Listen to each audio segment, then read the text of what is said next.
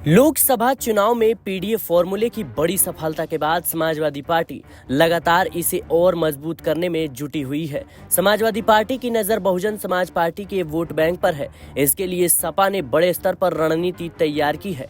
यही नहीं, सपा नेताओं को खास जिम्मेदारी दी गई है ताकि वो दलितों के बीच जाकर उन्हें सपा की रीति और नीति की जानकारी दे।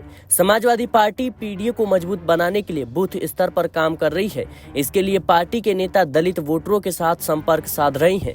जिन सीटों पर उपचुनाव होना है उन सीटों पर इस रणनीति के तहत और तेजी से काम किया जा रहा है। सूत्रों के मुताबिक सपा नेता बूथ स्तर पर दलित मतदाताओं के साथ मेल जोश बढ़ा रहे हैं। सपा की रणनीति के तहत जिस सीट पर जिस जाति के लोगों की संख्या ज्यादा है वहां पर उसी जाति के पदाधिकारी और प्रतिनिधियों को इसकी जिम्मेदारी दी गई है। ये लोग ऐसे इलाके में जाकर लोगों के साथ बातचीत कर रहे हैं, उन्हें सपा की नीतियों के बारे में जानकारी दे रही है।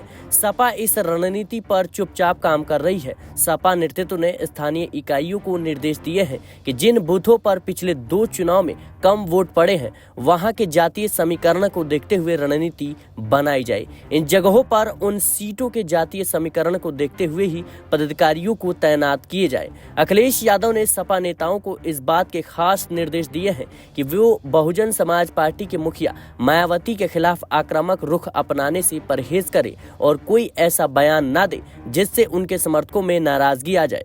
सपा अध्यक्ष खुद भी अक्सर मायावती को लेकर संभल कर प्रतिक्रिया दे रहे हैं। यही नहीं, कई मुद्दों पर वो उनके साथ भी खड़े दिखाई देते हैं। लोकसभा चुनाव के बाद अब सबकी नजर उत्तर प्रदेश में होने वाले 10 विधानसभा सीटों पर उपचुनाव पर टिकी हुई है। एक तरफ भारतीय जनता पार्टी लोकसभा चुनाव में हुई हार को भुला नहीं पा रही और उपचुनाव में जबरदस्त प्रदर्शन करने की कोशिश कर रही है, तो वहीं समाजवादी पार्टी के मुखिया अखिलेश यादव भी नई रणनीति के तहत काम कर रही हैं, जिससे सीधे तौर पर अगर दलित वोट बैंक पर सेंधमारी करते हैं तो फिर मायावती को झटका लगने वाला है। लोकसभा चुनाव में समाजवादी पार्टी के प्रदर्शन से न सिर्फ भारतीय जनता पार्टी को झटका लगा है बल्कि बीएसपी पार्टी को भी बड़ा नुकसान हुआ है। यही वो बड़ी वजह है कि मायावती अब उपचुनाव में भी उतर चुकी है। बीएसपी ने फैसला किया है कि उत्तर प्रदेश में होने वाले 10 विधानसभा सीटों पर उपचुनाव में बीएसपी पार्टी के प्रत्याशी भी हिस्सा लेंगे, यानी बीएसपी पार्टी सीधे तौर पर अब उपचुनाव की लड़ाई लड़ेगी।